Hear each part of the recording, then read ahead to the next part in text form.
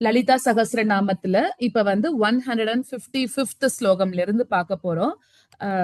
பிரம்மாணி பிரம்ம ஜனனி பகுரூபா புதார்ச்சிதா.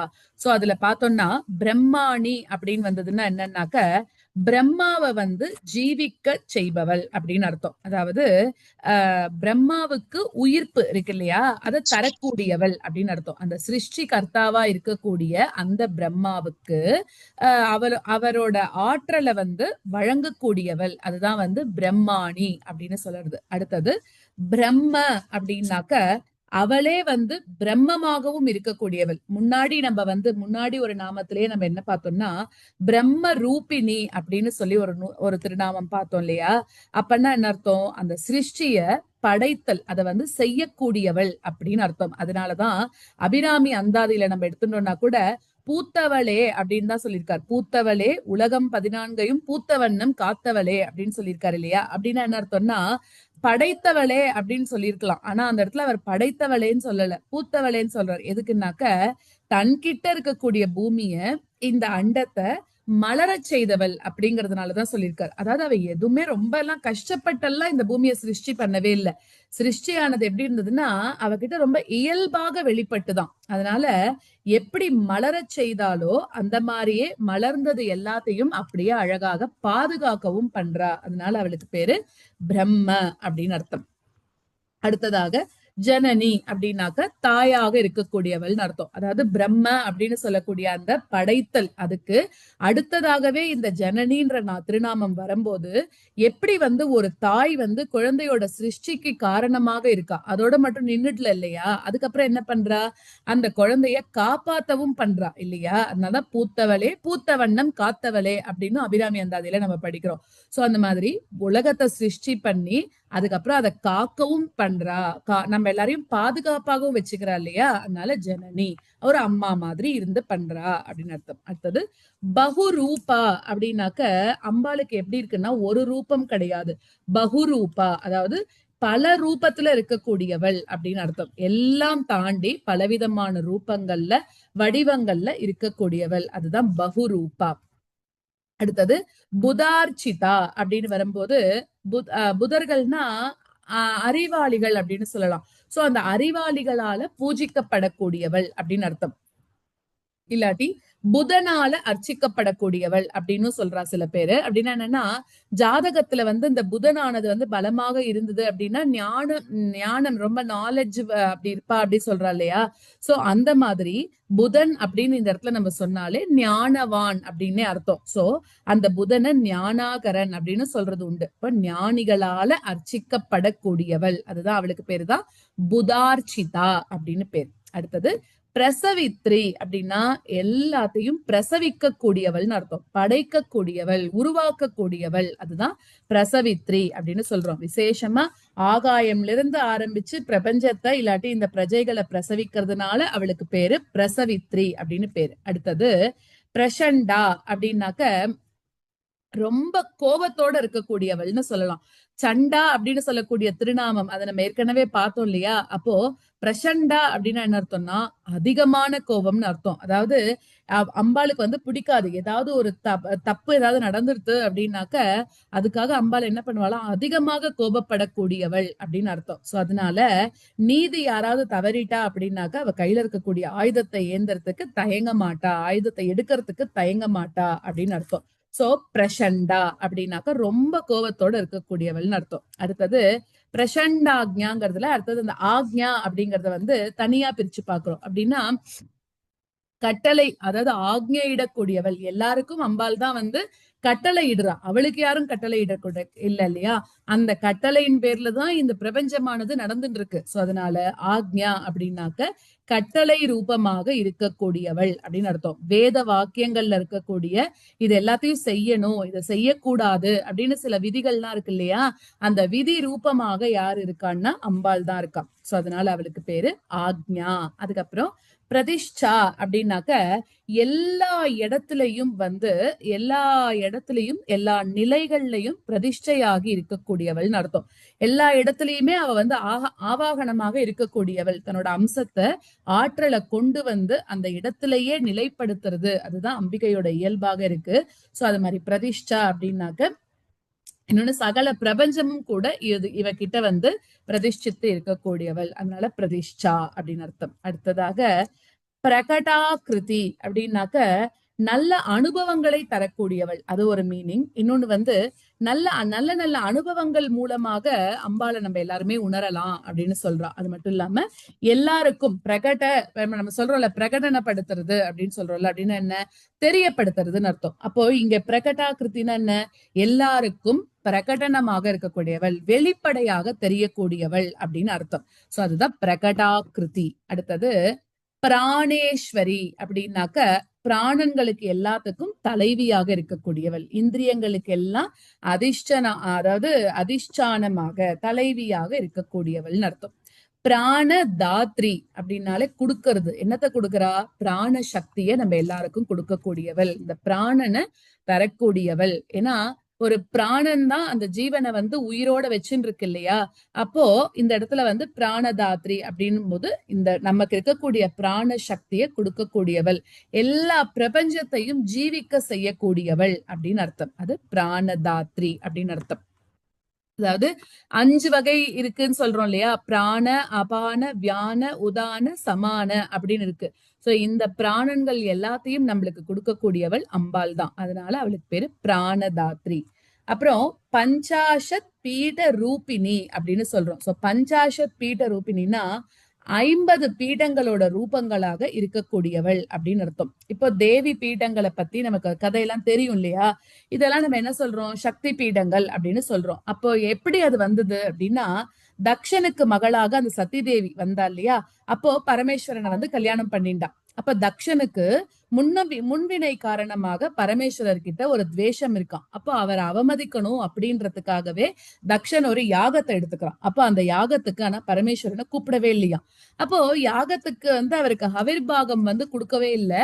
அப்போ கூப்பிடாட்டியும் அந்த அப்பா பண்ணப்போட மகா யாகத்துக்கு கலந்துக்கணும் அப்படின்னு சதி பரமேஸ்வரர் சொல்லியிருக்காரு, என்னை கூப்பிடவே இல்லை, நீ போக கூடாது அப்படின்னு. ஆனா தன்னோட அப்பா பண்றாரே அப்படிங்கிறதுக்காக இவ கிளம்பி வந்துட்டாளாம்.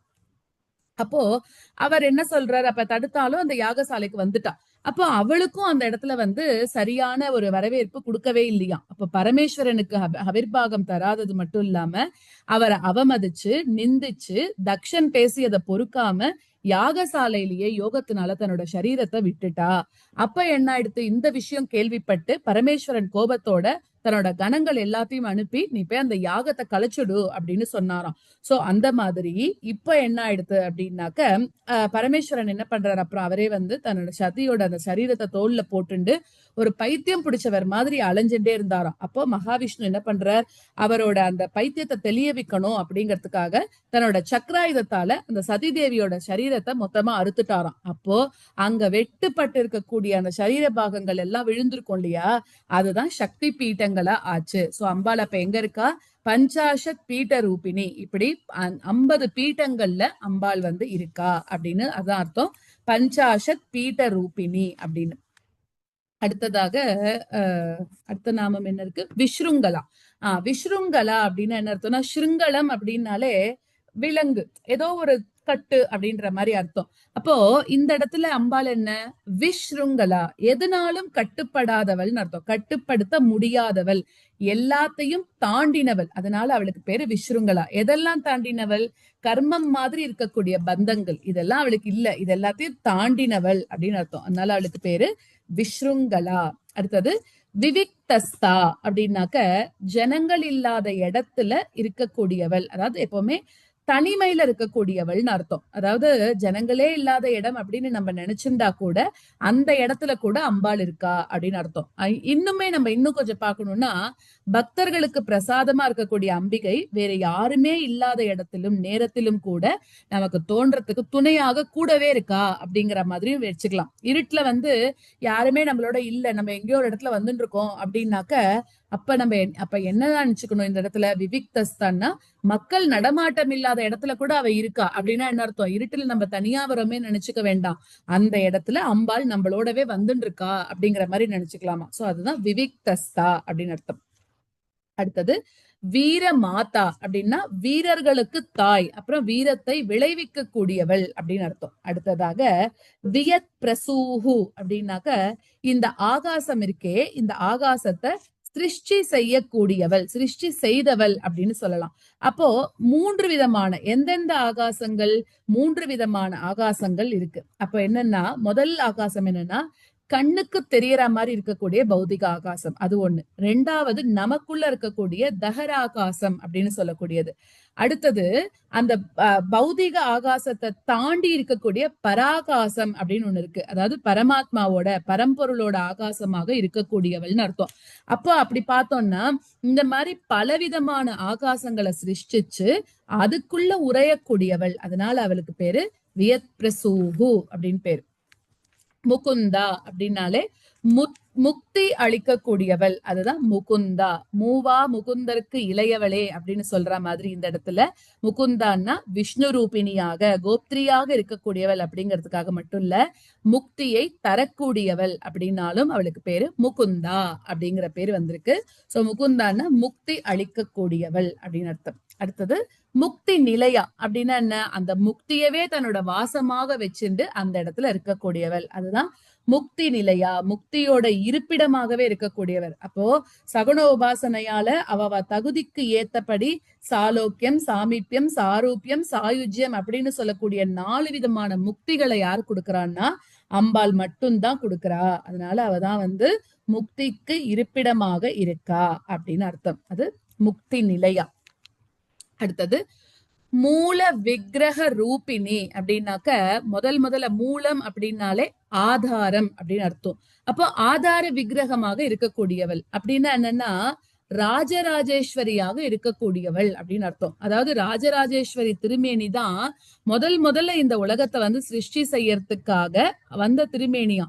சோ அதனால அந்த நிர்குணமான பிரம்மம் இருக்கும்போது அந்த நிர்குணத்திலிருந்து கொஞ்சம் வெளியில ராஜேஸ்வரியாக அம்பாள் உருவம் எடுத்தாலாம். அதுல இருந்து சிருஷ்டி ஆரம்பிச்சது அப்படிங்கறதுனால அதுதான் மூல விக்கிரகம் அப்படின்னு சொல்றா. சோ அது மாதிரி ஒரு பிரம்மமானது ஸ்வரூபத்தை எடுத்துக்கிற போது அது விக்கிரகம் ஆகிறது, ஆதிஸ்வரூபம். சோ முதல்ல உருவான விக்கிரகம் தான் ஸ்ரீ ராஜராஜேஸ்வரி அப்படின்னு சொல்றா. அடுத்ததாக பாவக்ஞான்னா நம்மளோட கருத்துக்கள், பாவங்கள் எல்லாத்தையும் தெரிஞ்சுக்க கூடியவள் அப்படின்னு அர்த்தம். இன்னொன்னு மாதிரி சொல்லலாம். எப்படின்னா இப்ப நம்ம இந்த பாவங்களால ஆராதிக்கப்படக்கூடியவள்னு அர்த்தம். எந்த பாவமா இருந்தாலும் சரி, அதனால அம்பாள் பிரீத்தி அடைஞ்சுடுறாளாம். பாவத்தோட நம்ம ஆராதிக்கிறோம் அப்படின்னா என்னன்னா ஒரு ஆழ்ந்த உணர்வோட அம்பாள் ஆராதிக்கிறதுன்னு அர்த்தம். இப்ப பாடுற போது பாவத்தோட பாடுறதுன்னு சொல்றது உண்டு இல்லையா? அந்த மாதிரி நம்ம அம்பாளை சேவிக்கும் போது அந்த உள் உணர்ச்சி அப்படிங்கிறது ரொம்ப முக்கியம். அது மாதிரி பண்ணும்போது அப்போ பாவக்ஞா, அந்த பாவங்களால ஆராதிக்கப்படக்கூடியவள் அப்படின்னு அர்த்தம். அடுத்ததாக எந்த பாவத்தோட நம்ம ஆராதிச்சா கூட அம்பாள் அதை ஏத்துக்கிறாளாம் அப்படிங்கறதுதான் இந்த இடத்துல நம்ம மெயினா புரிஞ்சுக்க வேண்டியது. இப்ப அம்பாள் இங்கதான் இருக்கா, கோவில்ல தான் போய் ஆராதனை பண்ணணும் அப்படின்றதெல்லாம் கிடையாது. இங்கேயே இருக்கா, என் பக்கத்திலேயே இருக்கா அப்படின்னு நினைச்சா இங்கதான் இருக்காளாம். வேறு இடத்துல இருக்கக்கூடிய பாவனையில பாவங்களுக்கும் அதிகாரி அவளேதான். சோ எந்த இடத்துல வேணாலும் நம்ம நினைச்சா அந்த இடத்துல இருக்கா, அங்க அவளுக்கு ஆராதனை பண்றது அவளுக்கு ரொம்ப பிடிக்குமா. சோ அதுதான் பாவக்ஞா. அடுத்தது பவரோகக்னி அப்படின்னாக்க இந்த பவரோகத்துக்கு, அதாவது இந்த சம்சாரம் இருக்கே, இந்த சம்சாரம்னு சொல்லக்கூடிய நோய் அதை அகற்றக்கூடியவளாக இருக்கா. அப்புறம் பிறவிப்பிணிக்கு அக்னியாக இருந்துண்டு அதை போக்கடிக்க கூடியவள், அதுதான் பவரோகக்னி அப்படின்னு சொல்றது. அடுத்தது பவ சக்கர பிரவர்த்தினி அப்படின்னா இந்த பவ சக்கரம் அப்படிங்கிறது என்னது? இந்த சம்சார சக்கரம் இருக்கு இல்லையா, அதை சுழற்றக்கூடியவள் பிரவர்த்தினி, சுத்தின்ண்டே இருக்கக்கூடியவள்னு அர்த்தம். அதாவது பிறப்பு இறப்புன்னு மாறி மாறி நிகழறது இல்லையா, ஒரு சுழற்சி. அந்த சக்கரத்தை நடத்தி வச்சு புனரப்பி ஜனனம் புனரப்பி மரணம் அப்படின்னு சொல்லக்கூடிய சுழற்சியில நம்மள கடத்தி கூட்டிட்டு போயிட்டே இருக்கக்கூடியவாளாம். இது எப்படி நடந்துட்டு இருக்கு? நேத்து நடந்து இன்னைக்கு நடக்காம இருக்கான்னா அப்படி இல்ல, நடந்துட்டே இருக்கணும் இல்லையா? சோ அதை யாரு பண்றான்னா அம்பாள் தான் பண்றா. அதனாலதான் இந்த இடத்துல வந்து அவளுக்கு பேர் என்னதுன்னாக்க பவ சக்கர பிரவர்த்தினி, அதாவது சம்சார சக்கரத்தை வந்து சுழற்றக்கூடியவள் அப்படின்னு அர்த்தம். அடுத்தது சந்தசாரா அப்படின்னாக்க வேதங்கள் இருக்கு இல்லையா, சந்தங்கள், சந்தங்களோட சாரம்னா வேதம், வேதங்களோட சாரமாக இருக்கக்கூடியவள், உபனிஷத்துகளோட சாரமாக இருக்கக்கூடியவள். வேதமே அம்பாள் தான், உபனிஷத்துகளே அம்பாள் தான், அப்படி அத சாரமாக இருக்கக்கூடியவள்னு அர்த்தம். அடுத்தது சாஸ்திர சாரா அப்படின்னாக்க எல்லா சாஸ்திரங்களோட சாரமாகவும் இருக்கக்கூடியவள். வேதத்துக்கு சாரமாகவும் அம்பாள் தான் இருக்கா, சாஸ்திரத்துக்கு சாரமாகவும் அம்பாள் தான் இருக்கா. மந்திரசாரா அப்படின்னாக்க மந்திரங்களோட அதுக்கும் சாரமாக அம்பாள் தான் இருக்கா அப்படின்னு அர்த்தம். சோ சாஸ்திரம் அப்படிங்கிறது வேதங்களை சொல்றது. சோ இந்த இடத்துல வந்து மந்திரசாரான மந்திரங்களோட அந்த எல்லாமாகவும் அந்த அம்சமாகவும் அம்பாள் தான் இருக்கா அப்படின்னு அர்த்தம். அடுத்தது தலோதரி அப்படின்னாக்க மெல்லிய இடை, ரொம்ப சின்ன இடையோட அம்பாள் இருக்கா அப்படின்னு அர்த்தம். சோ அதாவது அதிசூக்ஷ்மமான இடையோட இருக்கா அப்படின்னு அர்த்தம். அதுதான் தலோதரி. அப்புறம் உதார கீர்த்தி அப்படின்னா கீர்த்தினாலே புகழ். உதார கீர்த்தி அப்படின்னு வரும்போது அம்பாளோட அந்த கீர்த்தி புகழ் இதெல்லாம் வந்து எவ்வளவு அப்படின்னு கேட்டாக்க ரொம்ப ரொம்ப ரொம்ப பெருசாம். உதாரம்னாலே பெருசு. அதனால உதார குணம் நம்ம சொல்றோம் இல்லையா, ரொம்ப பெரிய மனசு உனக்கு அப்படின்னு, ரொம்ப உதார குணத்தோட இருக்க அப்படின்னு. அந்த மாதிரி அம்பாளுக்கு எப்படின்னா பெரிய புகழோட இருக்கக்கூடியவள் அப்படின்னு அர்த்தம். சோ அதாவது உதார கீர்த்தினா பெரிய பெரிய புகழோட இருக்கக்கூடியவள். அடுத்தது உத்தாம வைபவா அப்படின்னா, தாமம் அப்படின்னாலே கட்டு. அதனாலதான் நம்ம அந்த பெருமாளுக்கு கூட தாமோதரன் சொல்றோம் இல்லையா, கட்டுண்ட பெருமாள், அதனால அவருக்கு பேர் அங்க தாமோதரன்.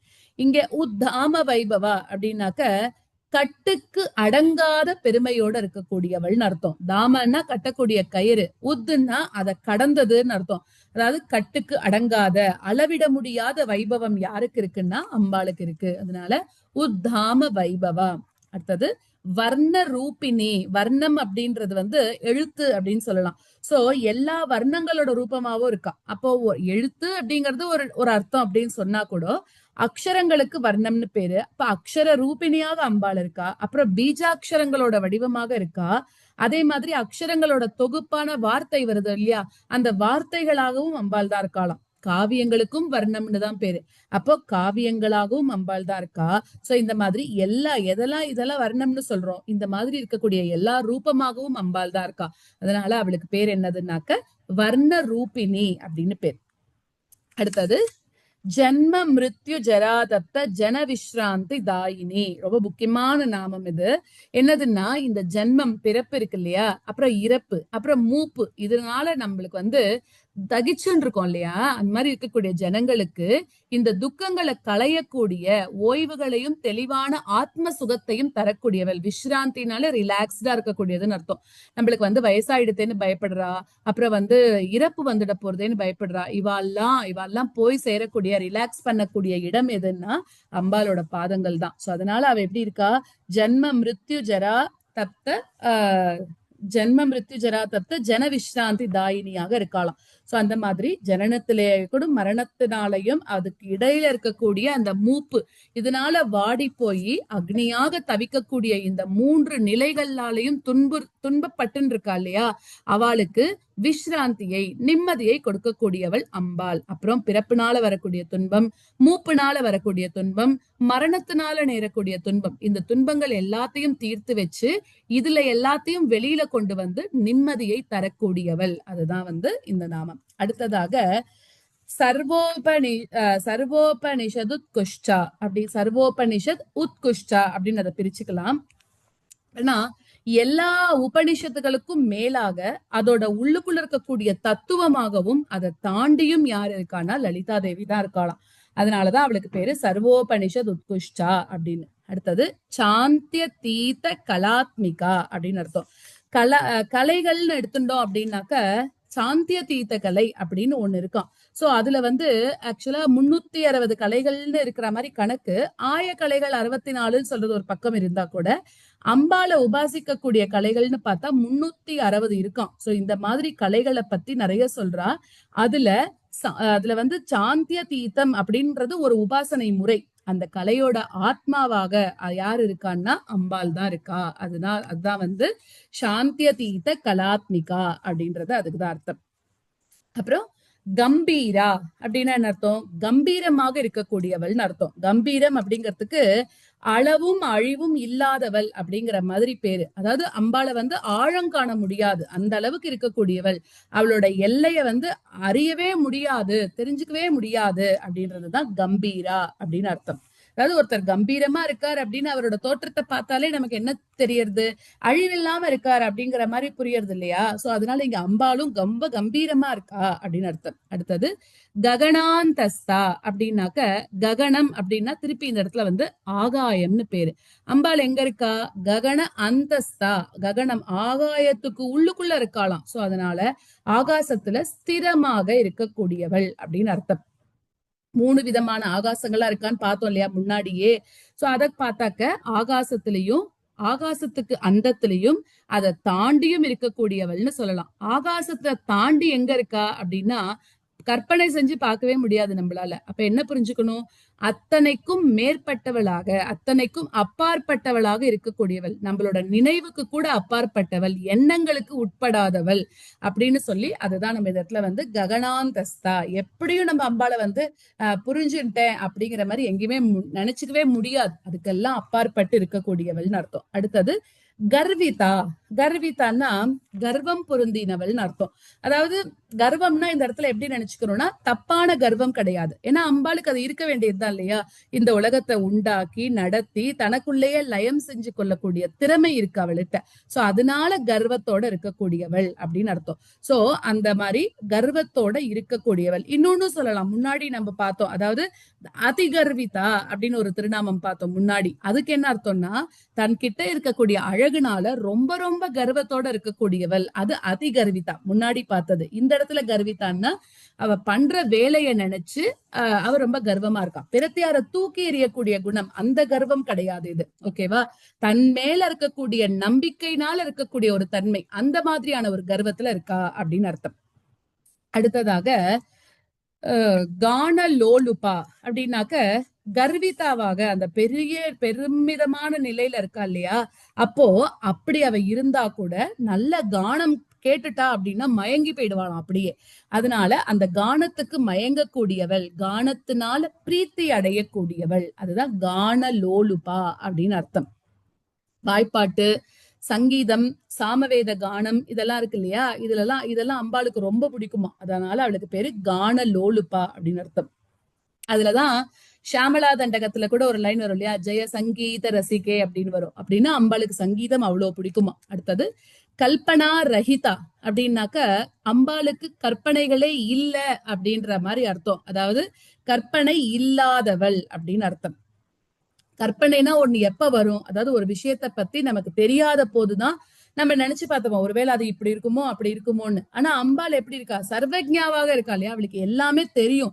அதனால அவளுக்கு வந்து இத பத்தி எல்லாம் ஆராய்ச்சி பண்ணணும்ன்ற அவசியம் இல்லை. அதனால அவளுக்கு கல்பனா ரகிதா, எந்த விதமான கற்பனைக்கும் அவளுக்கு வேலையே இல்லை அப்படின்னு அர்த்தம். அடுத்தது காஷ்டா அப்படின்னாக்க, காஷ்டான்னா சிவனோட தர்ம பத்தினி அப்படின்னு சொல்லலாம். சிவனுக்கு இருக்கக்கூடிய அந்த அஷ்டமூர்த்தங்கள் இருக்கு இல்லையா? அதுல ஆகாச மூர்த்தத்துக்கு பேரு பீமன் அப்படின்னு பேராம். சோ அந்த பீமனோட தர்ம பத்தினியாக இருக்கக்கூடிய ஸ்வரூபத்துக்கு காஷ்டா அப்படின்னு பேரு. சோ ஆகாசத்தை சிருஷ்டி செய்யக்கூடியவள், அதை தன்னோட இருப்பிடமாகவே வச்சுட்டு இருக்கக்கூடியவள், அதனாலையும் காஷ்டா அப்படின்னு பேரு. இன்னொன்னு பார்த்தோம்னா வேதாந்த ரூபமாக இருக்கக்கூடியவள் அப்படின்னு சொல்லலாம் இதுக்கு. சோ அத காஷ்டா அப்படின்னு சொல்றது. அடுத்தது காந்தா. காந்தா அப்படின்னா ஆக்சுவலா இதுக்கு முன்னாடி ஆ இருக்கும், அந்த ஆ வந்து சைலண்டா இருக்கும். அகாந்தான்னு படிக்கணும் இத. அப்படின்னா என்ன அர்த்தம்னா அதாவது காந்தம்னா பாவம்னு அர்த்தம். இங்க என்ன அர்த்தம்? நம்மளோட அகாந்தாவா இருக்கா அப்படின்னா என்ன? நம்மளோட பாவத்தை போக்கடிக்க கூடியவளாக இருக்கா. அதனால அகாந்தான பாவத்தை போக்கடிக்க கூடியவள். காந்தார்த்த விக்கிரகா அப்படின்னா காந்த அர்த்த விக்கிரகா. இங்க காந்தம்னா தன்னோட பதி, அத காந்தா அப்படி சொல்றோம் இல்லையா? அந்த காந்தார்த்த விக்கிரகம்னா தன்னோட கணவனோட சரீரத்துல அர்த்தம், பாதி. அதனாலதான் இந்த இடத்துல அர்த்தம்னு சொல்லக்கூடாது, அர்த்தம்னா பாதின்னு அர்த்தம். அப்போ அந்த தன்னோட கணவனோட சரீரத்துல பாதி ரூபத்தை கொண்டவள், அதனால இவளுக்கு பேரு காந்தார்த்த விக்கிரகா அப்படின்னு அர்த்தம். அதாவது அம்பாலோட காந்தா அப்படின்னா நம்ம காமேஸ்வரரை சொல்றோம் இல்லையா, காமேஸ்வரரோட அந்த பாதி விக்கிரகமாக இருக்கக்கூடியவள், வாமபாகத்துல இருக்கக்கூடியவள் ஆச்சியாவோ. சோ அர்த்தநாரீஸ்வர தன்மை, இது ரெண்டுத்தையும் நம்ம வந்து பாக்குறோம். இப்ப சிவனை வந்து பிரதானமாக நம்ம வச்சிருந்தோம்னா சிவனோட ரூபத்துல பாதியோட இருக்கக்கூடியவள்னு அர்த்தம். அம்பால பிரதானமாக வச்சிருந்தோம்னா அவளோட ரூபத்துல பாதியை வந்து சிவன் வச்சுருக்காருன்னு அர்த்தம். சோ அதை எப்படி வேணாலும் எடுத்துக்கலாம். ஆனா இந்த இடத்துல நம்ம பார்க்கும்போது காந்தார்த்த விக்கிரகம்னா சிவனோட பாதி ரூபமாக, அதாவது தன்னோட பதி காந்தாவோட பாதி ரூபமாக இருக்கக்கூடியவள்னு அர்த்தம்.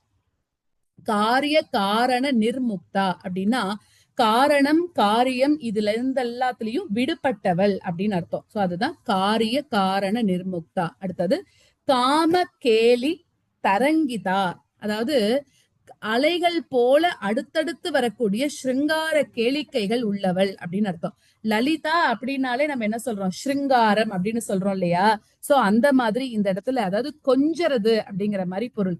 ஸ்ருங்கார ரசம் நிரம்பினவள் அப்படின்னு அர்த்தம். அம்பாலோட அந்த காம கேளிகள்லாம் வந்து அலைகள் போல ஏற்பட்டுட்டே இருக்குமா. சோ அதுதான் இதையே காமேஸ்வரரோட சிருங்கார விளையாட்டுகள் அலைகள் போல அடுத்தடுத்து வந்து அம்பாளை அடையிறது அப்படின்னு சொல்லலாம்.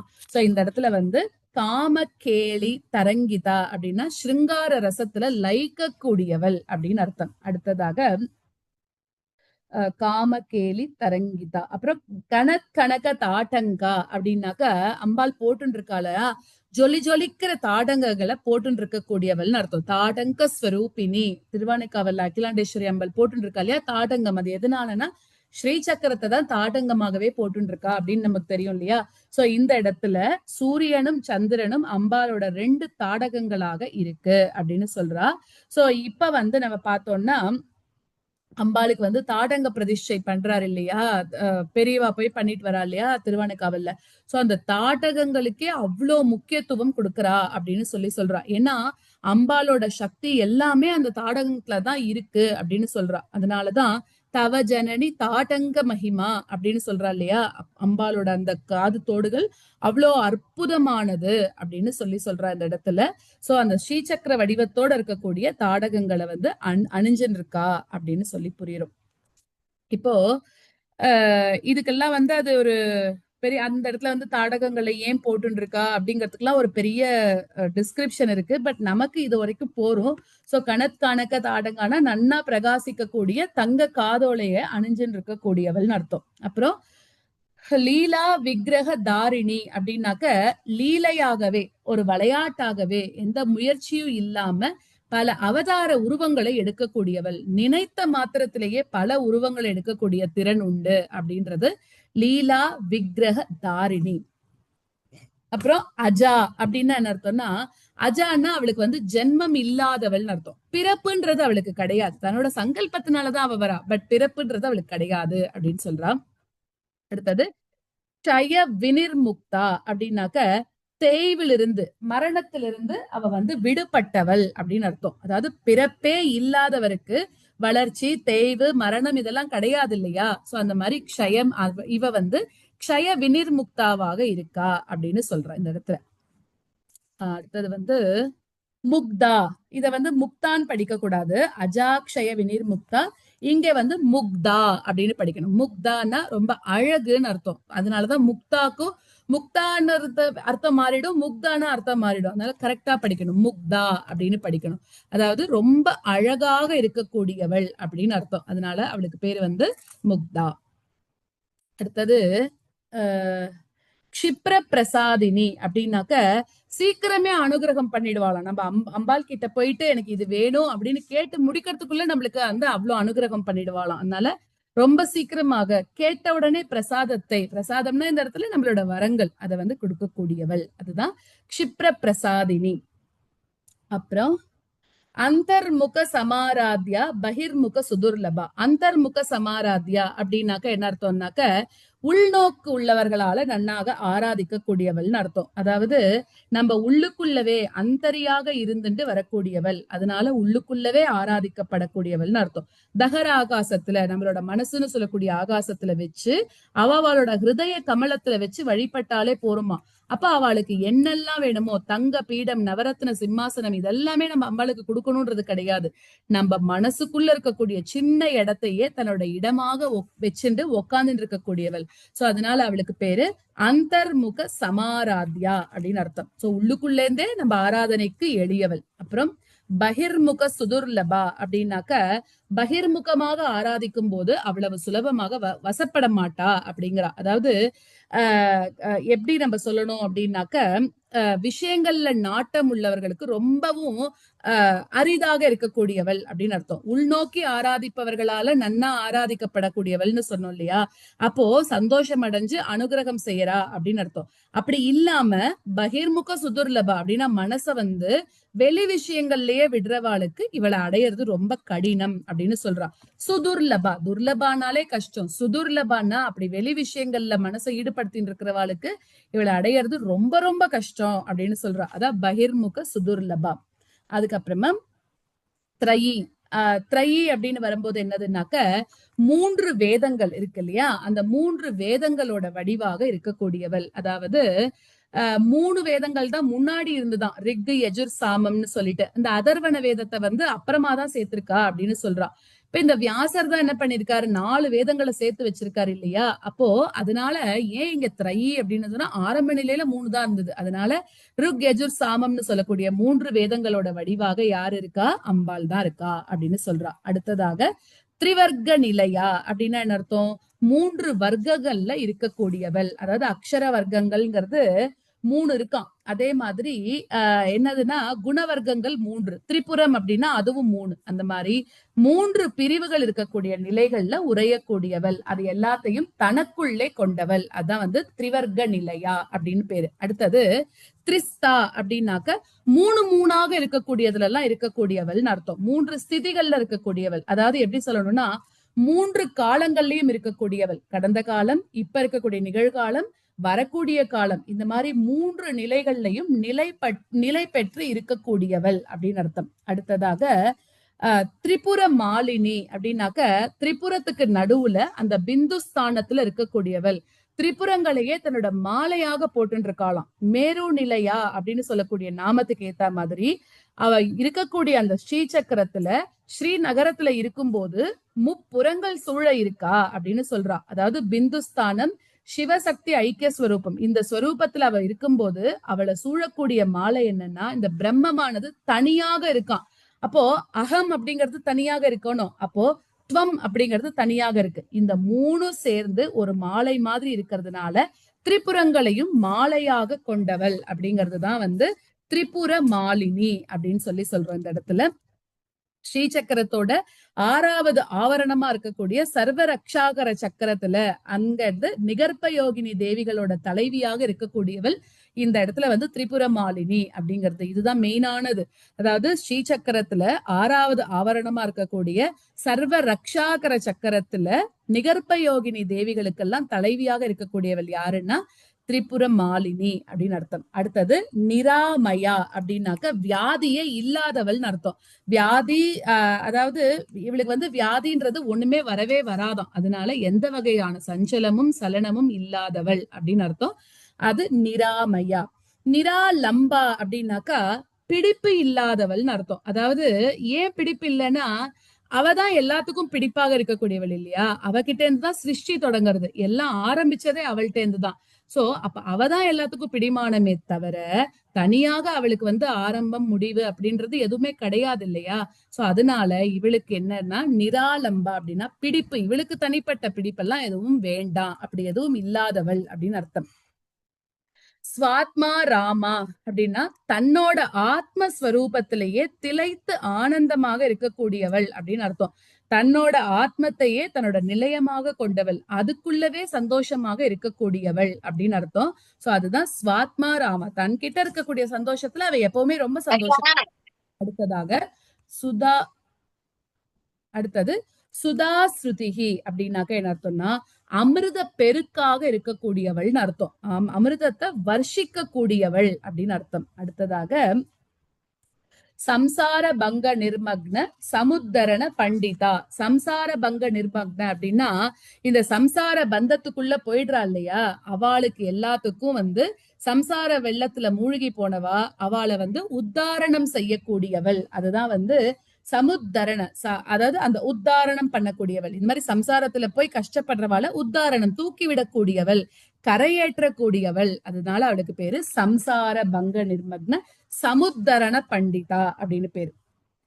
யக்ஞப்பிரியா அப்படின்னாக்க யக்ஞங்கள்ல வந்து ரொம்பவும் பிரீத்தியாக இருக்கக்கூடியவள்னு அர்த்தம். எப்ப வந்து யக்ஞம் யாகம் பண்ணா அவளுக்கு ரொம்ப பிரீத்தியாக இருக்கான். அதாவது நவாவரண பூஜை பண்றோமே, அதுவே வந்து ஒரு யாகம் அப்படிங்கிற மாதிரி அந்த பூஜையோட ஒரு ஒரு கட்டத்திலையும் அந்த தாத்பரியத்தையும் அதுக்கப்புறம் அதுல இருக்கக்கூடிய சொற்கள் இது எல்லாத்தையும் கூர்ந்து கவனிச்சோம்னா நம்மளுக்கு ரொம்ப புரியும். சோ அந்த மாதிரி பண்ணக்கூடிய நவாவரண பூஜை, அப்புறம் அவளுக்குன்னு பண்ணக்கூடிய ஸ்பெஷல் பூஜை, இதுல எல்லாம் வந்து யஜ்ஞங்கள் ஹோமங்கள்ல ரொம்ப பிரீத்தியாக இருக்கக்கூடியவள். அதுதான் யஜ்ஞப்பிரியா அப்படின்னு சொல்றது. அடுத்தது யஜ்ஞ கர்த்ரி அப்படின்னாக்க யாகம் செய்யக்கூடியவளோட மனைவியாக இருக்கக்கூடியவள். அதுதான் வந்து யஜ்ஞ கர்த்ரி அப்படின்னு அர்த்தம்.